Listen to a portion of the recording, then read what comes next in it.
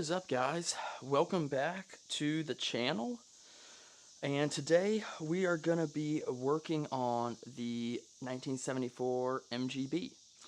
In the last video I did, y'all saw that I picked up that LS engine, the 4.8 liter LS engine with the T5 or T56 5-speed transmission. All the parts to hook all that up as far as engine to transmission goes, but I'm not going to spend any more time on that. I'm going to go ahead and show y'all a few things I ended up doing off camera when I had a few free minutes. I also did, my wife just got me a new camera for doing my videos and stuff, so bear with me if there's some weird moments or as I'm playing with the camera. I'll try to edit out as much of it as I can, but it's going to be a little bit of a learning curve. I have the mic up here now. So I'm hoping that gives y'all better audio. This is all new to me, so bear with me as I learn some of the features of this much nicer camera. I've been using the GoPro 4. It worked, barely, but I've been really wanting to get y'all better video quality and sound quality. So without further ado, I'm going to pull up the tripod, and I'm going to go over here and show y'all what we did, and then I'll tell you what we're doing next, and then I'll set y'all up and we can get rolling. All right, so the other couple days, I went ahead and started cutting and clearancing for the T5 transmission, because I know that's going to be one of the biggest. I knew that was going to be one of the hardest parts about this. So I ended up deciding I'm going to cut off more than I probably even need, because it's easy enough to come back in and add some sheet metal once I pull the engine out for like the last time and make it look a little bit prettier. But it saves me a lot of time versus putting it in, measuring, cut, put it in, measure, cut. Takes forever. So this whole engine bay firewall area was in rough shape anyways and really needed a lot of love. So I just said, you know what? Let's just cut out a bunch of stuff, even extra stuff, and then I'll come back in when I'm done, patch, piece together, maybe do like a partial dome over the, like where the firewall and where the trans tunnel is, just do like a sheathing over just to hide some of the ugliness, but we'll see. That's farther down the road. So here's what I did. There was a shelf here where the heater core piece sat, so I deleted that, and then I went pretty Wag McNasty with my hammer and not deleted, but pounded in and kind of recurved this firewall. This one was in terrible shape. I don't know what the deal is here. It looks like they have like 3 different layers of metal on it, while this one over here was just normal, just beat up. I mean, it's a 74, not surprised. So I pounded this one in as much as I can, because if I go any more, it's already kind of barely running into my gas pedal. I kind of had to tweak it by hand. So I think I'll be good on that side. And then on this side, I don't ideally, again, want to go anymore. I may end up having to just like whack this whole corner out, but I don't think I have to yet. But if I do, that's fine. But I just want to put the transmission in now. But like I said, guys, I just went a little heavy on the cutting and trimming and hammering in there, and I think I'm good now. I'm not positive, so that's why I'm going to mate the engine and the transmission. So anyways, here's the engine. I got it outside. I got these big chunks of wood set up so that way it doesn't just sink in the dirt, and they are working pretty good right now. It's still a little not ideal, and because the ground's not level and stuff, it definitely will kind of start to take off downhill, so you just got to really manhandle it, but it's better than the grass. So I am going to mate the transmission up to the back of this guy, because I want to try to stab this whole thing in as a unit. I've got the welder right there ready to go to start burning in some steel if we need to. Grinder, all the essentials, jack. So let's I'm gonna grab that transmission here real quick, put it on, and then we will work on putting the engine and transmission into the car, guys. I did leave these factory mounts. Still, I do think after looking at some pictures, there's not a ton of these swaps online, but I could find several. After looking at the photos, it looks like everyone's deleting these, so I may have to build like an engine mount off the crossmember or like right off the side here. But I'm leaving them for now because I want to just see, because if those would somehow work, of course, that would make my life that much easier. Again, I'm not holding my breath on that, but I wanted to give it a minute to just give it a shot before I just deleted it completely. All right, guys, let's go ahead and Slap this transmission on real quick.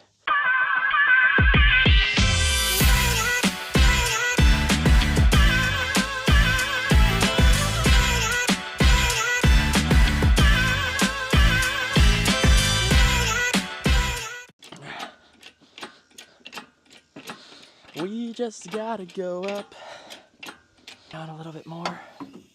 Ooh, smooth as whistle juice, boys. Oh, this is where it gets really tricky. Oh, never mind. Maybe not actually that tricky. Wow, guys, we are talking like we just barely have room to do this. Whew. This is where it gets tricky because now I gotta steeple this guy.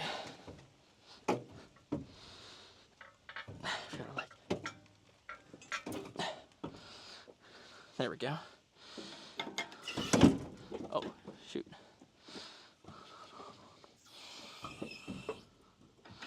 Okay. I don't think I would say it's in, but we're making headway. Okay, we just need to go farther back with it.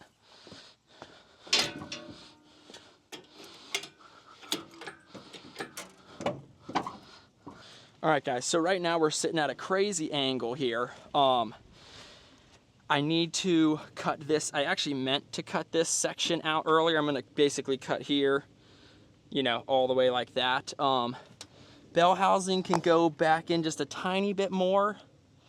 Because the problem really is I can't see, I'm really close to my steering rack here, closer than I thought I'd be. Super close there, but it's hard to say yet because the engine's slanted so hard this way. It still needs to come up like this. So, like the back of the engine is about where we need it to be. Maybe it's still a little high, but the front needs to come down, you know, quite a bit. So, first things first, guys, I guess is I need to grab the grinder and trim this all out, and then kind of see where that lets me sit. Well, after a little bit of, you know, grinding, cutting, I ended up deciding to remove the front cross member piece. It was just spot welded on. I'm not against reusing it, but it's just gonna make it so much easier to just slide the engine straight in versus coming up and then in like I was doing.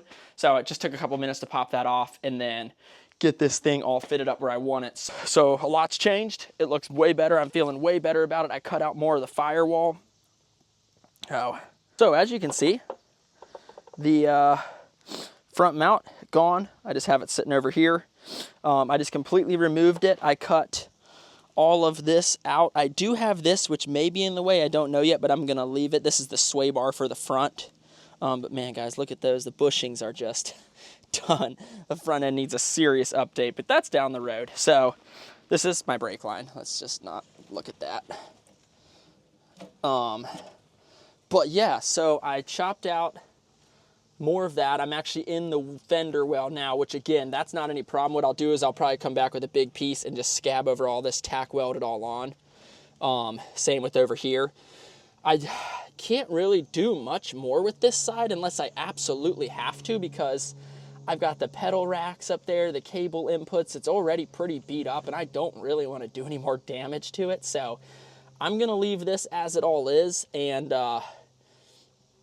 go ahead and try to see what happens when we stab this bad boy back in. So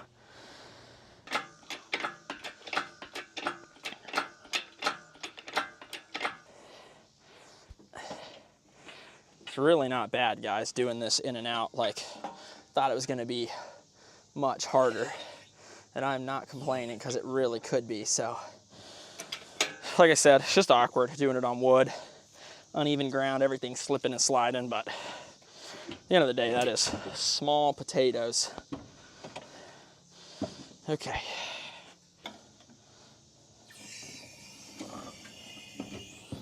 Oh yes, guys, oh yes. Making headway now.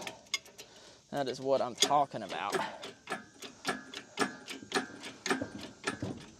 Now, need to get my transmission jack and get it under there to level out the trans, because right now we're just diving in so hard I'm hitting the ground before I can bring the front down. So let me grab that. Okay, we're still sitting up extremely high in the front, and I know I can get this in there with the hood on, or with the hood able to close. So let's see. Can still go back farther.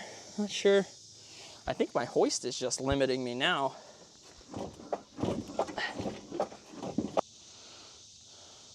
So I need to go back about another couple inches, because I need this pulley to kind of go right in between this steering rack. I need all of that. Like, I need it to be in this gap right here, and I think I can do that, and I think it'll be enough room, and that'll perfectly get me behind this guy and pinching the steering rack, and that will allow me to come down an extra, you know, 6-7 inches, which is more than enough. But the only thing I'm running into now, oh, and if you're wondering, the reason I cut this out so wide is because my new radiator is going to have to go basically right up in here. So that's why I just cut that plenty wide enough. But you can see I am making contact on this side of the firewall. So I got to practically take out like this section right here, which, man, I don't honestly know, guys, how that's going to react with my pedals and my steering. The bottom of the bell housing's fine. It's just this big old chonky head. So I need to cut like from right here up to here. And maybe I can just take out like that bell right there, that inner bell. That side is fine. I'm going to trim just a tiny bit more off the top corner of that to clearance it. But once I do that, I've got, you know, let me move y'all here. I got space for days to keep sliding that bell housing back in there. So it's, I mean, it's going good. And it doesn't look like I'm going to be able to use the factory engine mount locations. And that's totally fine. I mean, possibly, but the LS engine mounts are going to be farther back than the factory mounts. So I don't know yet. I'm not going to do any of that until I get this engine where I know I can actually get it low enough and everything like that. So I am going to pull the engine back out, cut this whole side down like where I showed y'all, and then I think we should be able to slide it back in there this time successfully without any issues. So gonna cut those sides out a little bit more. The front's plenty of clearance. Yeah, I got done some more trimming. I will say, guys, if you don't like cutting stuff on your car, the swap is not for you. Do a K-Series, a Rover V8, something else that fits easier, because it's work. Again, it's like if I were to do another one, I would know what I need to cut now, and it would have already been done. I would have dropped the engine and made the mounts. But for the first time, you don't really know, you know, what all you need to cut. So I'll pop y'all off the tripod and show you basically what I've got going on here. All right, so large chunk taken out. I tried to leave as much of the steering part as I could. I know I will obviously be coming back, reinforcing this thing like crazy, putting in a piece of just like flat metal across here. My pedal's just dangling in there because it was attached to the bolt that was right here. So I may end up having to do like floor mounted pedals. I don't know yet. I may be able to use what was there. It just might be a little bit tighter to the brake than you would typically have on your car, but I think that's enough space to get it to fit. And then on this guy, just did kind of roughly the same thing, just trimmed out a little bit more, just went heavy. This side I don't care about at all. This will just be a flat plate, nothing special over there. I'll just do like a piece all the way down and weld it in nice and pretty. It'll look much nicer than what's there. And then this spot up in here will get all covered up, and I might do like a half dome kind of thing in there.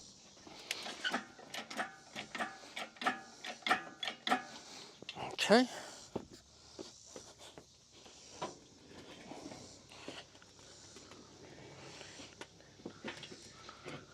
All right, engine is on the hoist, or on the transmission thing. I'm basically just gonna cut this line to here and this line to here, and that will give me all the space in the world I need to do that. I was hoping not to, but I'm cutting right over the carpet, guys. We're just in this for speed right now. Not too, the carpet was pretty trashed, so not gonna take the time to bother getting it dialed in and pretty. Not yet.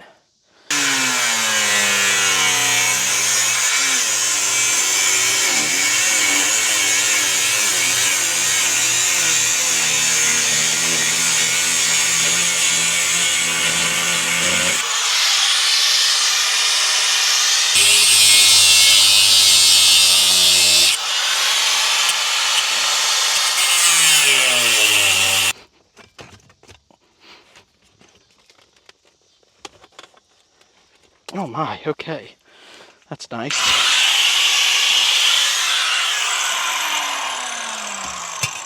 All right, guys. There is the transmission tunnel piece, which I will be reusing. I will, however, probably be, oh, I'm a mess. Cutting carpet really gets you pretty nasty.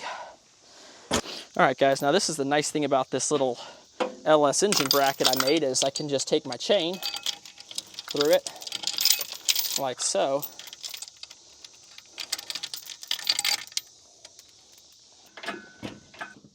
Okay, well, I think I can cut the engine mounts out while it's in the car.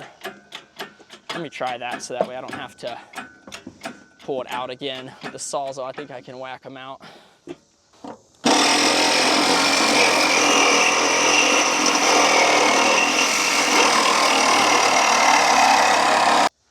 Sweet. Let's try this again. I may still have to cut farther back on that transmission tunnel. I just really want to see before I just cut more, because ideally I don't want to cut as little as possible. I came back, had a little time to think over everything, so I had been trying to push the engine and transmission as far back as I could to slip it between the steering rack. Well, the more I look at it, the more I'm wondering, I don't really want to go back any farther, because now my header clearance in the Firewall starts to get super tight. So it may not even be doable. So I think what I'm going to do, I didn't want to mess with the steering rack because I've never messed with them before. It's just kind of intimidating, but it's not that hard. So I think what I'm going to do, because that's what I'm sitting on right now, is the steering rack. I'm like this far off the cross member still. So I'm going to remove the steering rack, just let it hang for now, and then I'm going to bring the engine down where I need it to be and see if I can come right just over the cross member, or notch the cross member out and, you know, channel it so that way it's still nice and solid. So all right, so had to get something a little refreshing. It was hot out here. So I originally was planning on trying to sandwich, well, not sandwich, but put the cross member in between here, thinking maybe that would save me from having to move my cross member. But the more I looked at it, the more I don't even think that this will still sit low enough. The whole engine itself will come down low enough with it in between the cross member, and I can only go up about 1 inch. So I'm gonna remove this steering rack right here. It's just literally 4 bolts holding it on. I'll probably have to remove the little U-joint back, not the U-joint, but like the shaft clamp back there. And then, excuse me. And then I'll pull that guy down. And then what I could do is I could rehook the shaft and I could just lower it down and maybe do a longer shaft with a joint and notch the cross member where the shaft would ride on it at that point, because I do need to go lower. So I'm thinking I might do that. I know there's other ways, like, you know, there's plenty of options for the steering shaft. It is a little tight. I didn't really want to have to mess with it, but I don't see any way, guys, that I can get this engine height on the front down without doing that.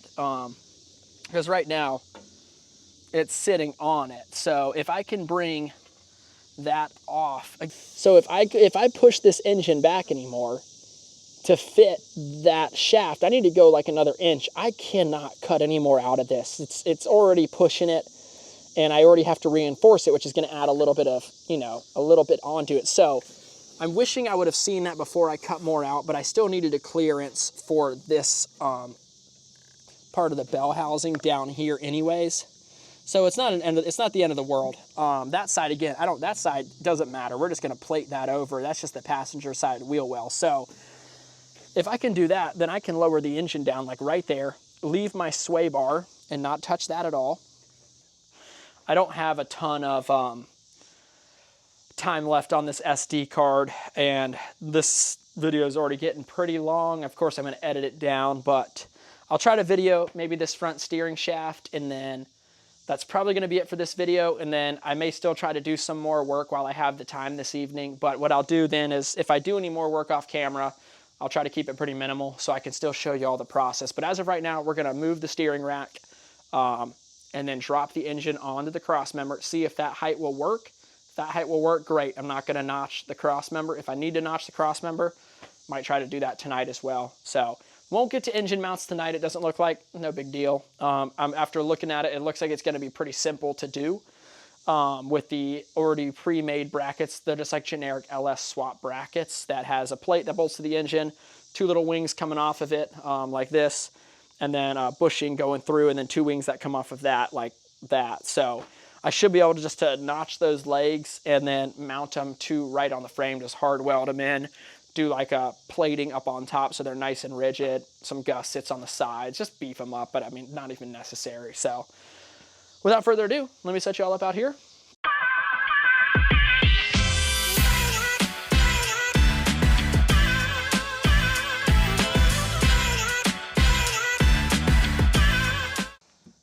That's annoying. This is what you get when you work in the grass. You lose stuff and you got to find new stuff. It's annoying, but you make it work.